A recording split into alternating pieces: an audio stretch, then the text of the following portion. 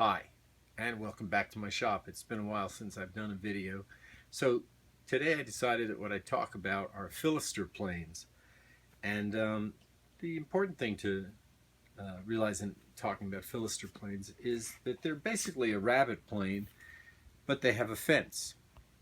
Now the Fillester bed for this Stanley here is an add-on, and you can see it attaches to your main skate with these two little screws, and it creates this flat bed that holds your blade for the Fillester.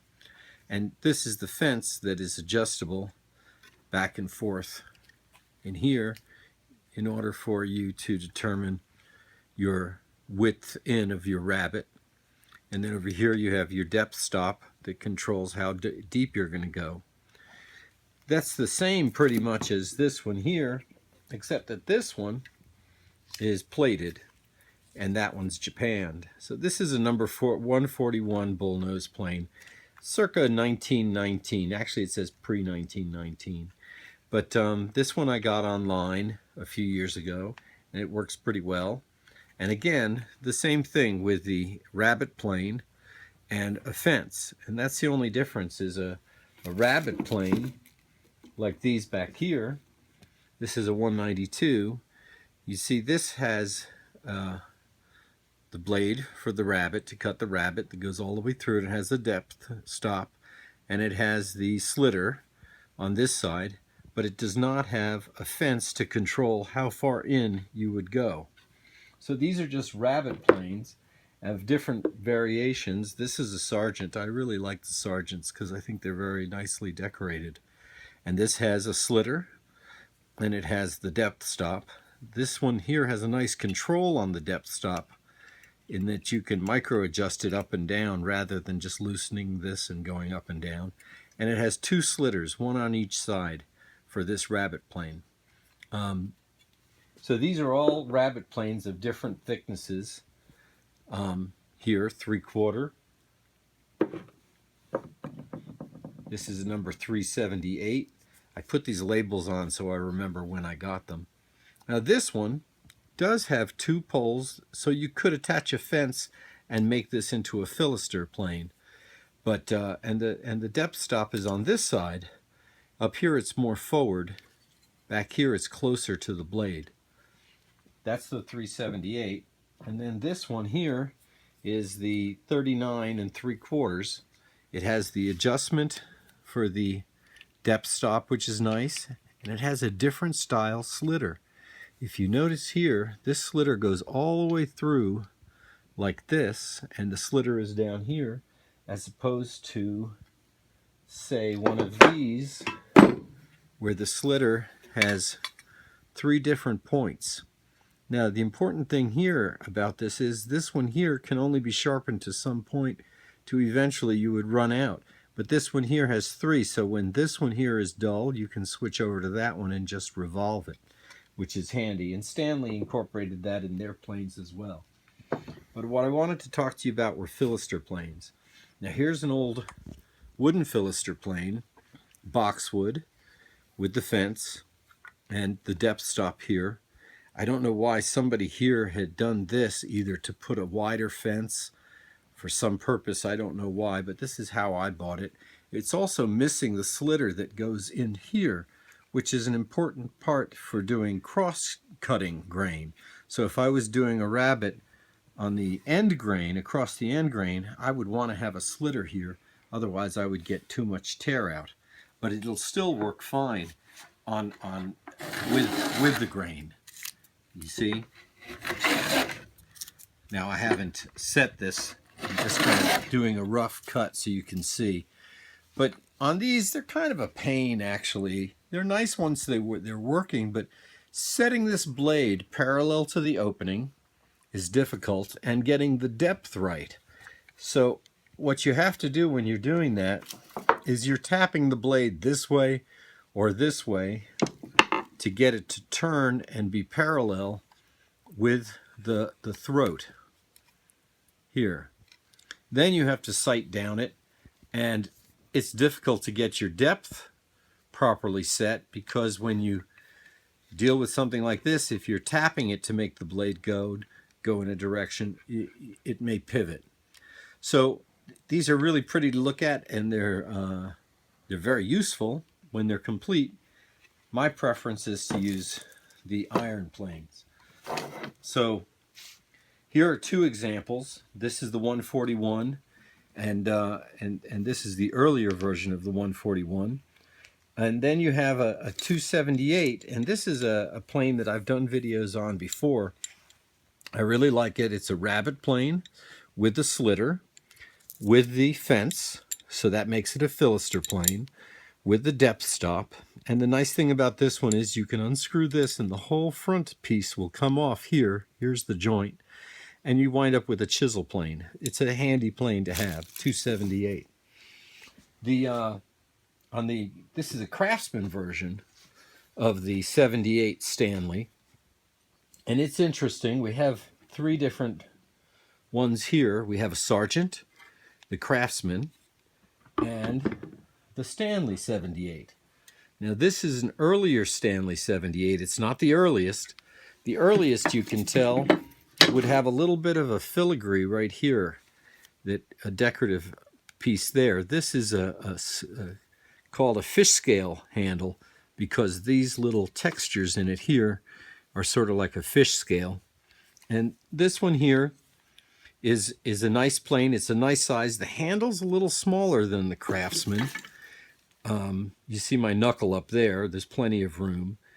But this has a rounded portion here that's actually more comfortable to hold in your hand. The other problem, and you can find these on eBay a lot, these Craftsman ones, but my problem with them is a couple of things.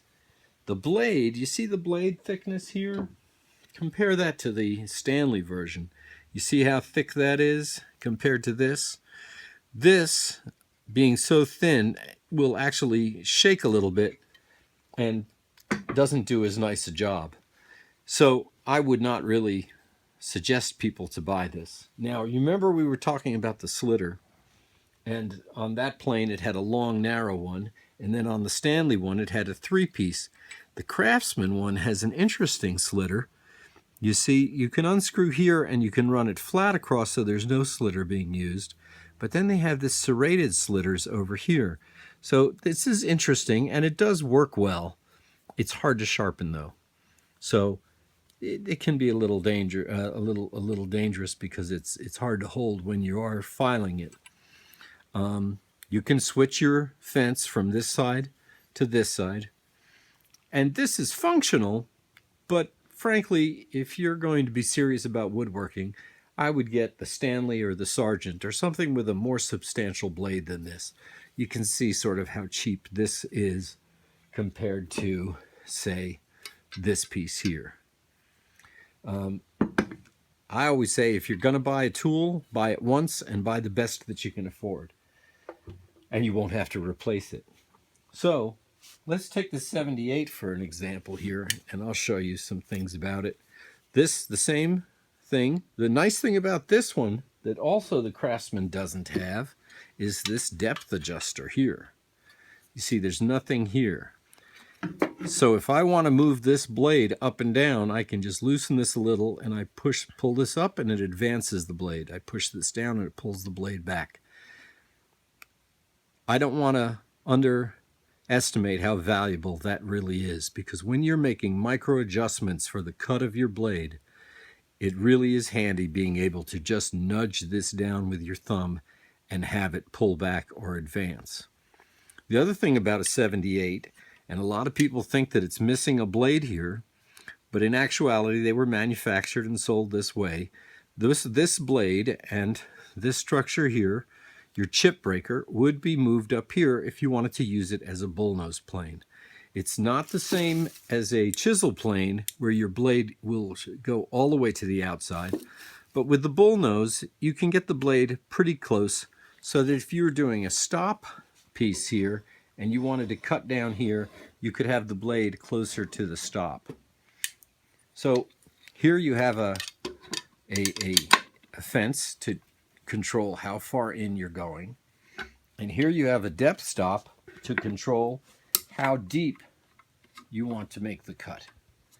Now, this plane was my father's, and you see he painted all of his planes in this gray metal, and he identified it by putting his name there, which everybody suggests you don't do because it loses some value. But that doesn't mean that it doesn't still work really well. And I happen to enjoy using the plane of my father's. So you can see that it gives a nice cut.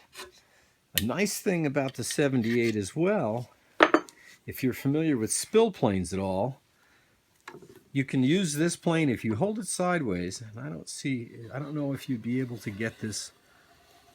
You might have to bring the camera around here, but instead of holding the plane like this and doing a straight cut, I'm turning it sideways.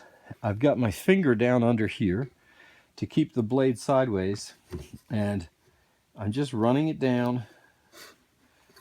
Now I'm nervous because I'm on camera, but basically I run it on an angle like this, which is the way that a spill plane works. And you see what it makes are these spills for transferring the fire from either the stove to a pipe or for what other reason. And you see when those curls come out, they're nice and stiff like matches, and they'll burn fairly slowly. You can put it in the fire and light something. And these are called spills, and they make planes specifically called spill planes just for that purpose. But since I don't have one, I like to use my 78 because it really works very well just turned sideways to create those nice pieces. Well, thanks for joining me. I hope you've enjoyed it. I really meant to tell you more about the Fillesters, but I think that if you get a Fillester plane and you play with it, I think that you'll really learn to love it.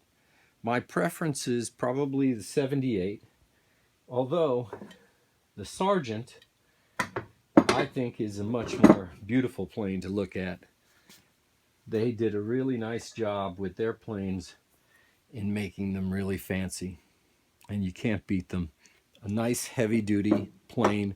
I think that this one here is kind of funny because I see it online fairly cheaply most of the time, and in reality, I think it works really well.